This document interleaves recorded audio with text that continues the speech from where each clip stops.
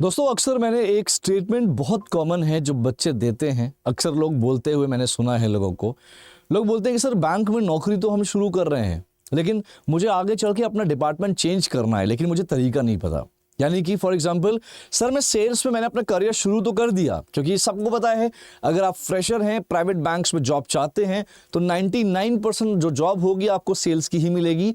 Reason है banks ये कहती है कि आप अपना जो भी आपको एज अ फ्रेशर हम ज्वाइन करेंगे, पहले आप हमारे जो प्रोडक्ट्स हैं, बैंकिंग प्रोडक्ट्स हैं, उसको थोड़ा अवेयर कराओ, उसको थोड़ा कैंपेन करो, राइट। वहां से आप सीखो बिकॉज यू आर फ्रेशर। और अगर आप सेल्स से अपना करियर शुरू करते हैं तो डेफिनेटली आपके पास बहुत सारी लर्निंग्स भी होती है, ऑलराइट। एंड दोस्तों सेल्स का ये मतलब नहीं, बहुत सारे लोग, मैं अक्सर बोलता रहता हूं, मेरा कई सारी ट्रेनिंग हमारी जो हुई है दोस्तों वो इसी को लेकर हुई है, इसी अवेयरनेस को लेकर हुई है।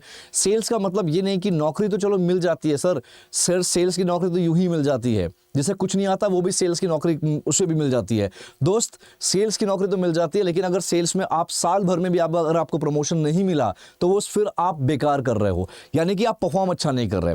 अगर साल भर में भी आप ग्रो नहीं कर पाए तो इसका मतलब आपको अपना अप्रोच बदलना पड़ेगा। तो मैंने अपनी जो भी मेरी ट्रेनिंग्स होती है, जो भी मेरे सेशंस होते हैं दोस्तों, मैं अपने सेशंस में यही सिखाता हूं सेल्स को कैसे बेहतर किया जाए, ऑलराइट। आज जो अक्सर स्टेटमेंट सुनने को मिलता है कि हमें अपना डिपार्टमेंट चेंज करना है, लेकिन हमें नहीं पता, सेल्स में काम कर रहे हैं, सेल्स से हमें नॉन सेल्स में जाना है 1 साल 2 साल 3 साल के बाद। तरीका क्या होता है दोस्तों, इस सेशन के जरिए मैं आपको समझाऊंगा क्या तरीका होता है। नमस्कार दोस्तों, मैं हूं अंकुर गोस्वामी और आज आप देख सकते हो 2 सीरीज हमारी चल रही थी, सीरीज 1 एंड 2। 1 में मैंने बताया था अलग अलग डेजिग्नेशंस बैंक्स में क्या होते हैं, सरकारी बैंक और प्राइवेट बैंक्स में।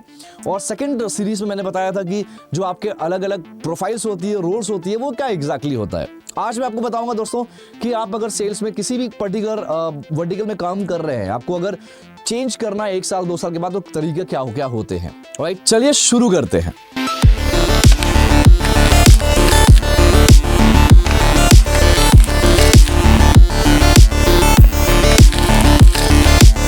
दोस्तों होता क्या है, अक्सर हमें पता है कि बैंक की अगर बात हो रही है, प्राइवेट बैंक्स की बात हो रही है, हमें कुछ चीजें पता है। हमें पता है ब्रांच, हम जानते हैं कि ब्रांच क्या होता है, हमें ये पता है ब्रांच में कितनी ऑपरेशंस, कितनी एक्टिविटीज होती है। ये ऑलरेडी मैंने कई सारी इसमें वीडियोस बना रखा है दोस्तों। आप मेरे प्लेलिस्ट में जाओगे ना, आपको बहुत सारी वीडियोस मिल जाएगी, राइट।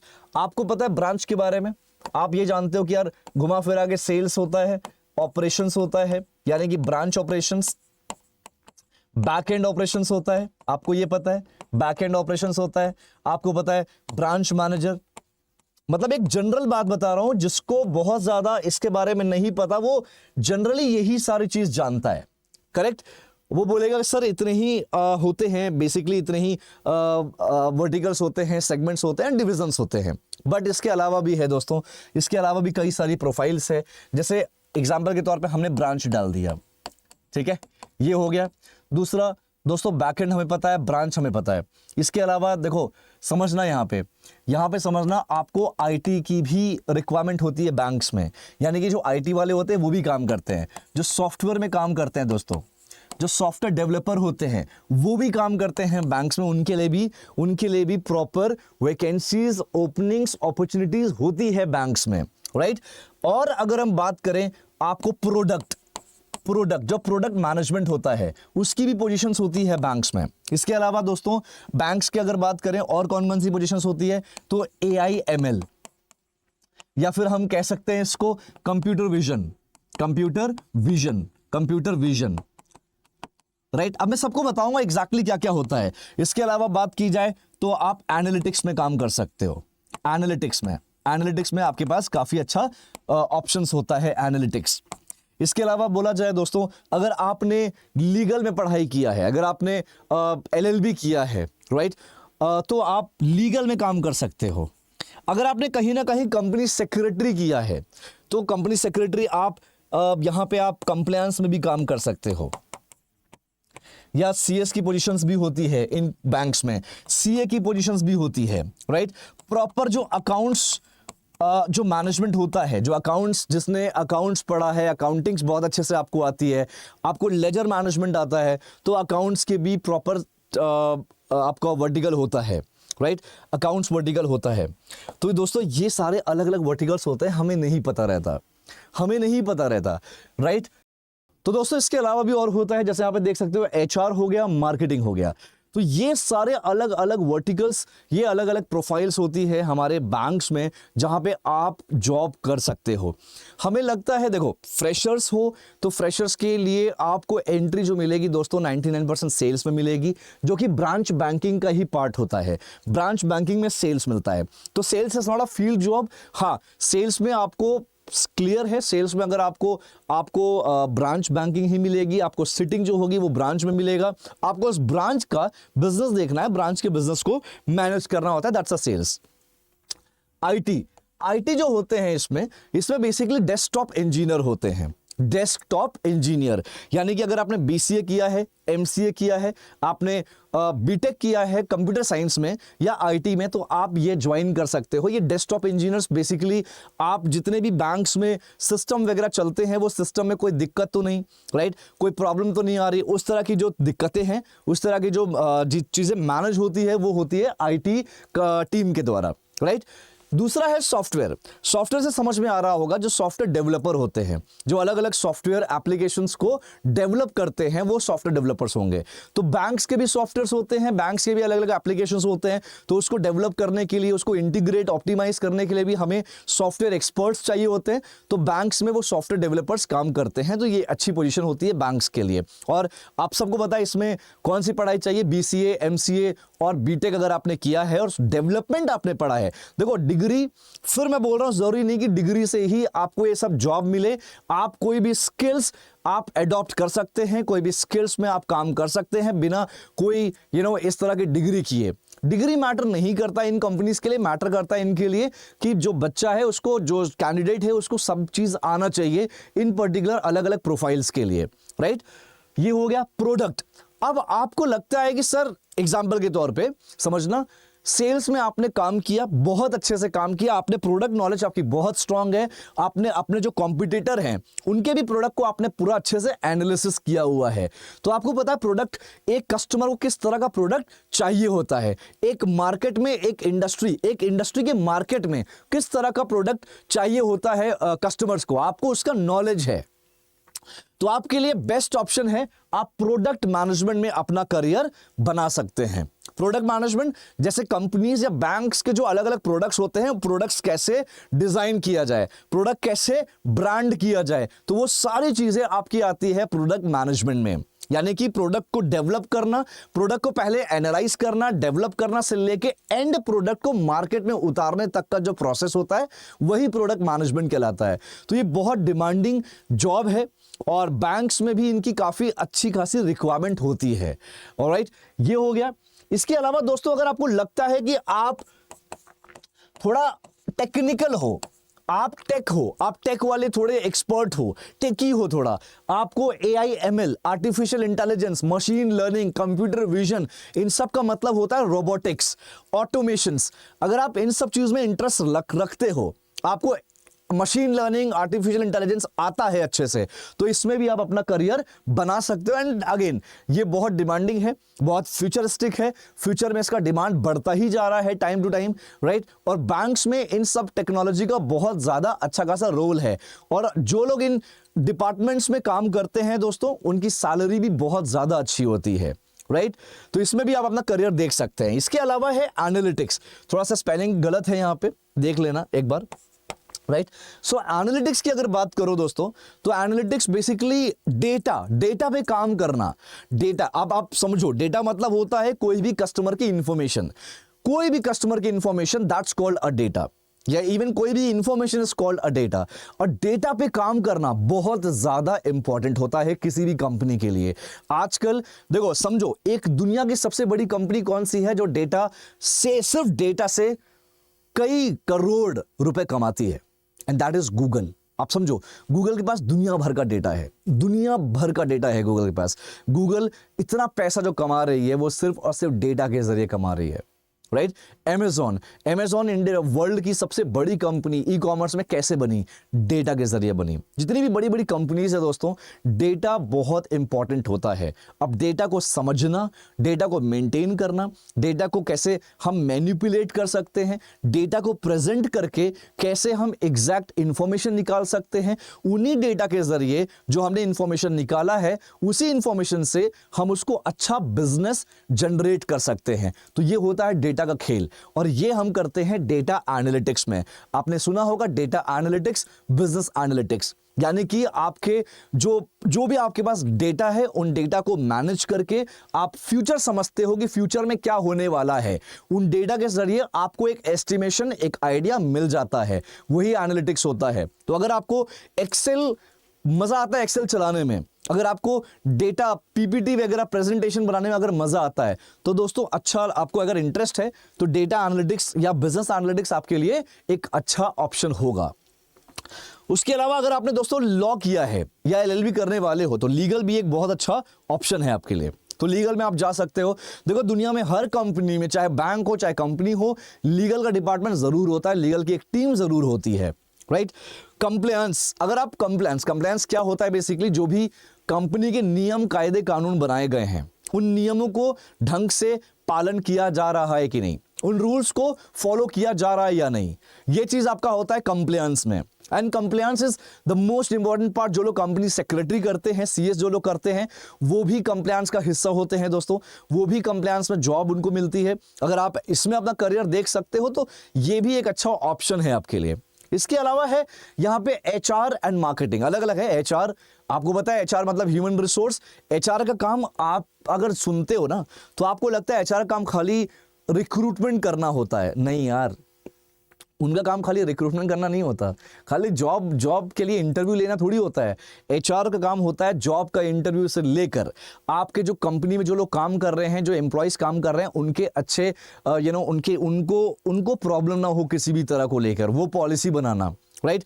अलग अलग जो पीपल्स एंगेजमेंट होता है, कुछ ना कुछ ऐसा जो एचआर होते हैं, कुछ ना कुछ ऐसा एंगेजमेंट एक्टिविटी लाते रहते हैं ताकि जो एम्प्लॉयज हैं वो एंगेज रहें, एम्प्लॉयज कंपनी छोड़ के ना जाएं ये बोलकर कि इनकी एचआर पॉलिसी अच्छी नहीं है, राइट। एचआर पॉलिसी में सिर्फ सैलरी नहीं आती, बहुत कुछ आता है, करेक्ट। तो ये पूरा जो स्ट्रक्चर होता है दोस्तों, ये है एचआर का। इसके अलावा मार्केटिंग, बहुत कंफ्यूजन होता है मार्केटिंग। यहां पे मैंने बताया ब्रांच बैंकिंग में एक होता है सेल्स, राइट। सेल्स और मार्केटिंग, लोगों को लगता है सेल्स और मार्केटिंग सेम है, नॉट एट ऑल, बिल्कुल भी सेम नहीं है। सेल्स अलग है, मार्केटिंग अलग है। सेल्स का मतलब होता है दोस्तों, आपके जो प्रोडक्ट हैं, बैंक्स के जो कंपनीज के प्रोडक्ट हैं, वो उन प्रोडक्ट को कस्टमर तक पहुंचाना, वो उन प्रोडक्ट को कस्टमर को बेचना, करेक्ट। हालांकि इसमें बहुत सारे बीच में, ये आपका प्रोडक्ट है और यहां कस्टमर है, ये कस्टमर को बेचा आपने, बीच में 9-10 चीजें आती है, राइट। तो सेल्स का सिंपल सा मतलब होता है कस्टमर को अप्रोच करना, कस्टमर से बात करना, कस्टमर की नीड को समझना, जो भी उनकी जरूरतें हैं उनको समझना, वो समझ के कस्टमर को फिर प्रोडक्ट पिच करना, प्रोडक्ट पिच करके कस्टमर को प्रोडक्ट बेचना, ये सेल्स होता है। मार्केटिंग का मतलब क्या होता है? मार्केटिंग का मतलब प्रचार करना। जैसे आपने सुना होगा पहले बड़े बड़े बोर्ड लगाए जाते थे, रोड पे, हाईवे पे बैनर लगाए जाते थे, राइट, होर्डिंग्स लगाए जाते थे। तो अब वो सब नहीं होता, अब सब कुछ क्या है? डिजिटली है। वही मार्केटिंग है, जो वो होर्डिंग्स हो गया, बोर्ड हो गया, वो सब आपकी मार्केटिंग होती थी। मार्केटिंग कर रहे हैं यानी कि प्रचार प्रसार करना, that's called a marketing. Sales और प्रचार प्रसार में अंतर होता है, राइट। प्रचार प्रसार में आपको अपने प्रोसेस को इतना आसान बनाना है ताकि आपके जो कस्टमर हैं, आप ज्यादा से ज्यादा आपके जो प्रोडक्ट है कस्टमर तक पहुंचे, कस्टमर एटलीस्ट आपके प्रोडक्ट को समझ, या एटलीस्ट जो आपका प्रोडक्ट है वो कस्टमर तक रीच हो पाए, राइट। तो मार्केटिंग, ज्यादातर आजकल डिजिटल मार्केटिंग का जमाना है दोस्तों। डिजिटली प्रमोट किया जा रहा है प्रोडक्ट्स को, डिजिटली ब्रांड किया जा रहा है प्रोडक्ट्स को। तो अलग अलग प्लेटफॉर्म्स होते हैं, जैसे इंस्टाग्राम हो गया, फेसबुक हो गया, सोशल मीडिया, जितने भी सोशल मीडिया प्लेटफॉर्म है जहां पे ये प्रमोशंस किए जाते हैं, जहां पे अलग अलग एडवर्टीजमेंट्स किए जाता है, that's a part of digital marketing. तो अगर आपको लगता है कि यार आपको एडवर्टीजमेंट्स, प्रमोशंस, इनमें ज़्यादा मज़ा आता है, आप डिज़ाइनिंग बहुत अच्छे से कर सकते हो, तो आप मार्केटिंग का हिस्सा बन सकते हो। कंटेंट राइटिंग भी मार्केटिंग का ही पार्ट होता है। राइट। आप जहां पे मार्केटिंग कर रहे हो, जहां पे आप प्रोमो कर रहे हो, जहां पे एक प्रॉपर एक प्रोमो को वीडियो डाल रहे हो, तो उसमें कुछ लिखना भी होगा आपको। तो कंटेंट राइटिंग भी बहुत इंपॉर्टेंट है, जो कि मार्केटिंग या डिजिटल मार्केटिंग का ही हिस्सा होती है। ब्रांडिंग भी क्या है, मार्केटिंग का ही हिस्सा है। प्रमोशंस, एडवर्टीजमेंट्स क्या है, मार्केटिंग का ही हिस्सा है। तो ये तरीके होते हैं दोस्तों। ऐसा नहीं है कि इस बैंक में सिर्फ और सिर्फ यहीं पे ज़िंदगी ख़त्म हो जाती है, ऐसा बिल्कुल नहीं है। हमें पता नहीं होता, हमारे पास इतनी जानकारी नहीं होती, इसलिए हम भटकते रहते हैं। एक जगह सेल्स करते हैं, सेल्स नहीं कर पाते, तो हम सेल्स में ही लगे रहते हैं 10-10 साल, 10-10 साल, 15-15 साल हम सिर्फ और सिर्फ एग्जीक्यूटिव लेवल पे ही रहते हैं। वो कर रहे हो तो आपका अप्रोच गलत है, राइट। तो आप समझो, एग्जाम्पल के तौर पे मैं समझाऊंगा दोस्तों। आप क्वेश्चन आपका उठेगा ना, सर ये तो ठीक है, लेकिन हम करें कैसे, ये करें कैसे। आप कह रहे हो सर सेल्स की नौकरी मिलेगी, सेल्स से अगर मुझे एनालिटिक्स में जाना है तो मैं कैसे जाऊंगा। तो आप समझो, सबसे पहले आपने मान लो एग्जाम्पल के तौर पे एक किसी वर्टिकल में आपने एंट्री ले ली, किसी एक कंपनी में, एक बैंक में, राइट, आपने सेल्स में एंट्री ले ली, ठीक है। अब यहां पे करना क्या है, एज अ सेल्स ऑफिसर दोस्तों याद रखना, आपको परफॉर्मर होना चाहिए, परफॉर्मर होना पड़ेगा। परफॉर्मर यानी कि अच्छा काम। आप अगर सेल्स कर रहे हो, आप अगर ऑपरेशंस में भी हो, किसी भी जगह काम कर रहे हो, आपको परफॉर्मर होना पड़ेगा, बेस्ट टू बेस्ट परफॉर्म करना पड़ेगा। क्यों? क्योंकि हर साल क्या होता है, ईयरली बेसिस पे दोस्तों, ईयरली बेसिस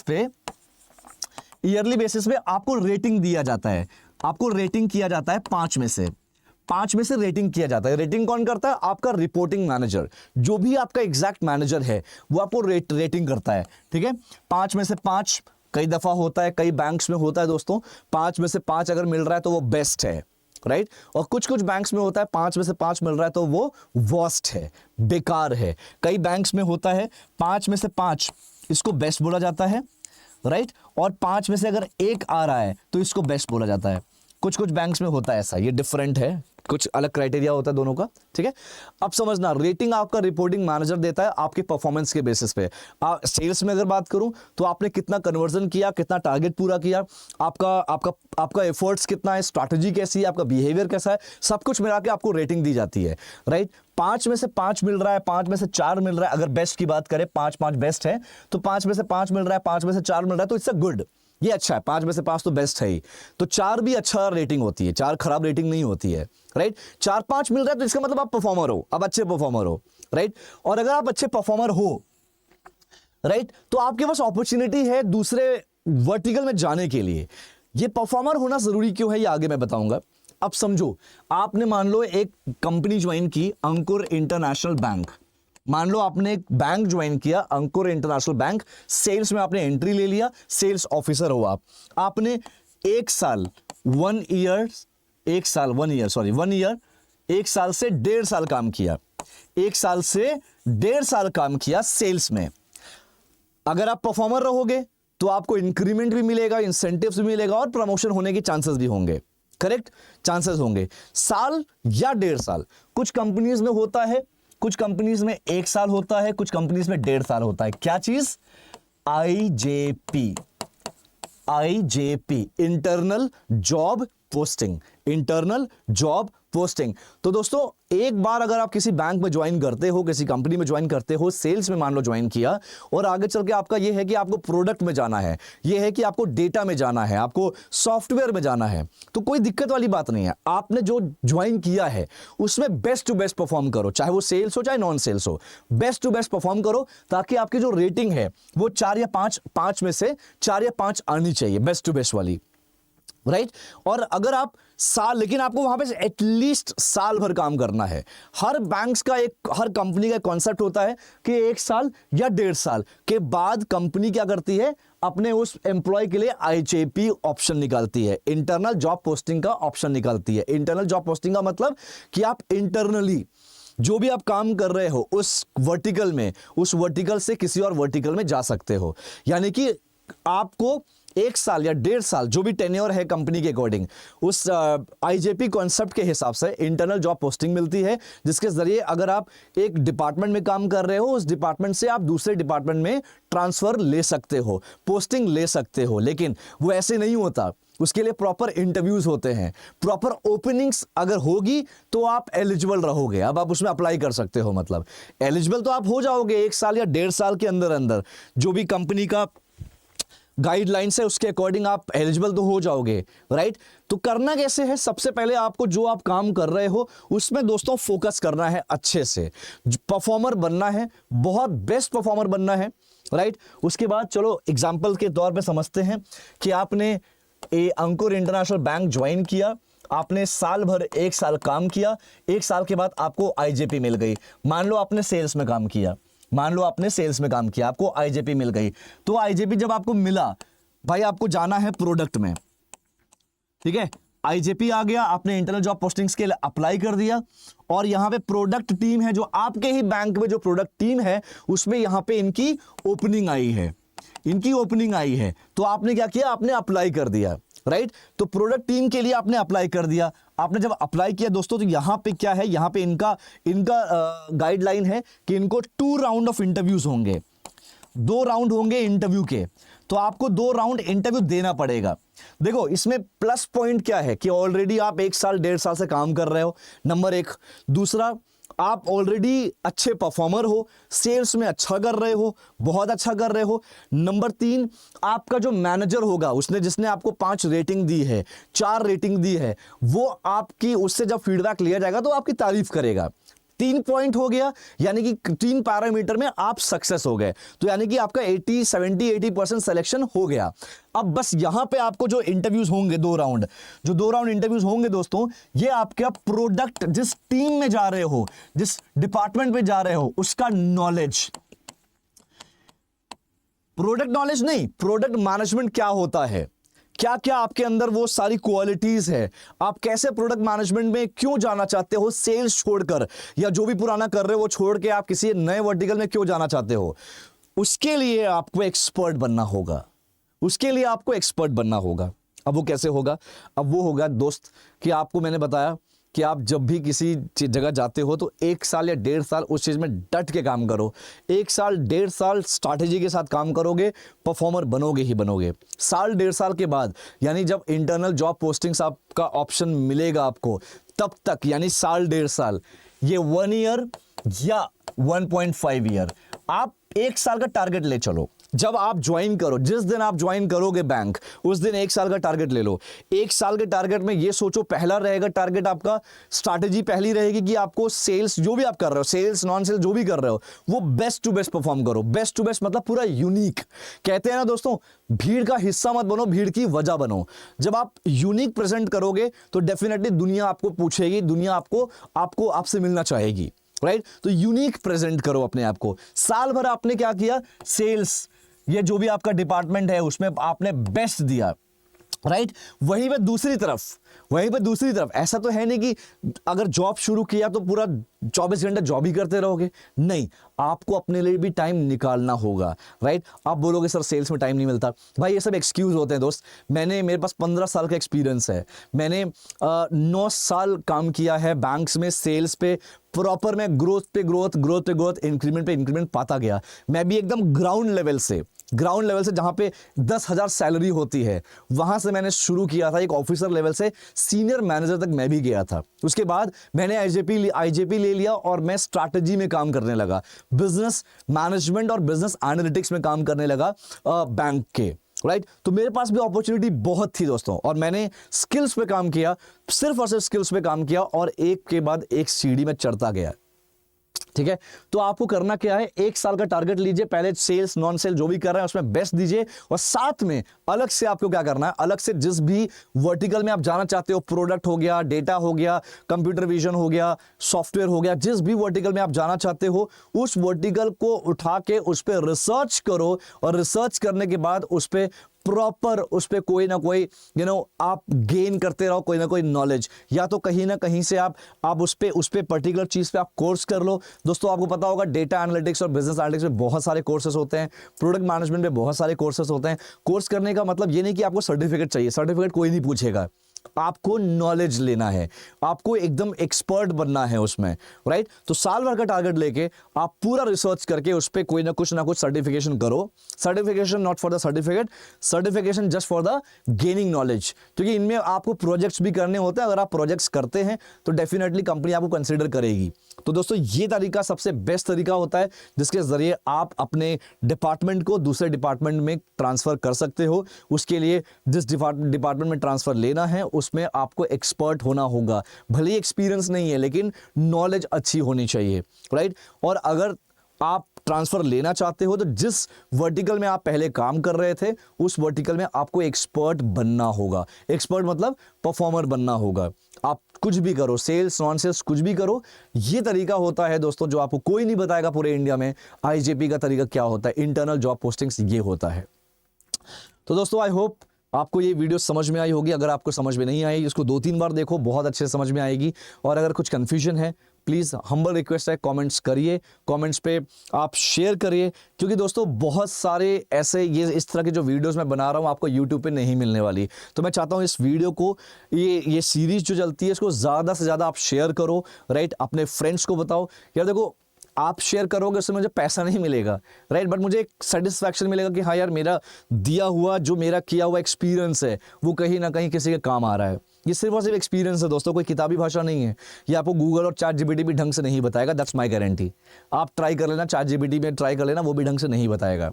ऑलराइट, ठीक है दोस्तों। तो उम्मीद करता हूँ कि ये सेशन बहुत इंटरेस्टिंग रहा होगा आपके लिए, राइट।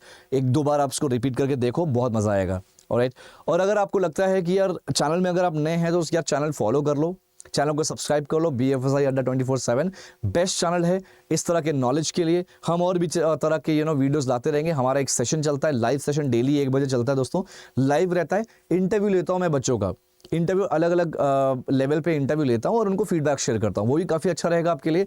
अब 10-12 हम सेशंस ले चुके हैं और ये कंटिन्यू चलता रहेगा, ठीक है। ऑलराइट दोस्तों, तो मिलते हैं अब नेक्स्ट सेशन में कुछ अच्छे धमाकेदार कुछ वीडियो के साथ, ठीक है। तब तक के लिए थैंक यू सो मच। अपना ख्याल रखिए, अपने स्किल्स पे काम करते रहिए, पढ़ते रहिए, बढ़ते रहिए। Thank you so much.